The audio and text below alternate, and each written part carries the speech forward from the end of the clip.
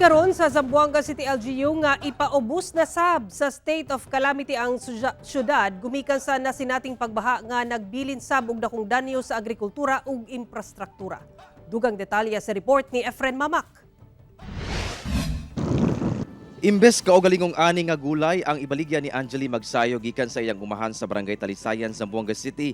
Namalit na lang kini og gulay nga iyang ibaligya aron dunay kita.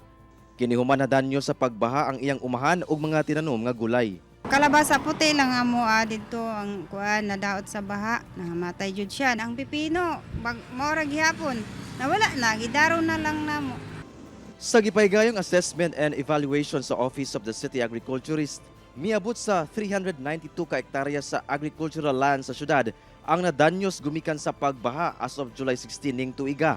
Ginasuta pa sa OCA kung pila ang kantidad sa mga nadanyos. Ginatun-an na sab nila ang hinabang nga ipang-apod-apod alang sa mga apektadong mag-uuma. Samtang ginasuta sab karon sa LGU ang danyos sa infrastruktura sama sa riprap sa usa ka suba sa Barangay Tetuan nga naguba gumikan sa pagbaha. Kung asa mi resulta sa pagkaguba sa 16 ka kabalayan, kung asa 5 niini ang totally damaged. Gani makita kining kusina nga ana sa tunga sa suba. Doon na say mga bahin sa ubang balay ang nangalangkat na sanglit wala nay pundasyon ang ilawom nga bahin niini.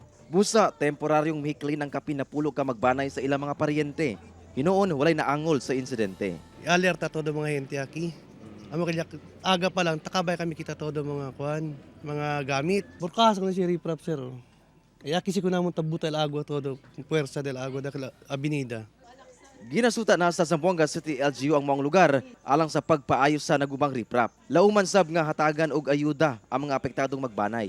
Check namin together with City Engineer's Office yung bridge area, no, and then if funds are available to reconstruct that immediately, no. Gumikan sa grabeng epekto sa pagbaha, ginatunan karon sa LGU ang pagpaubos na sab sa syudad sa state of calamity. Kini human gilift na kini niadtong miaging semana lang tungod sa epekto sa El Nino. Sa tala sa LGU, miabot sa kapin 4,000 ka magbanay ang apektado sa pagbaha. Samtang unom ang patay gumikan sa landslide ug paggalumos. Kauban si Sim Romero sa kamera. Ako si Efren Mamak para sa One Mindanao.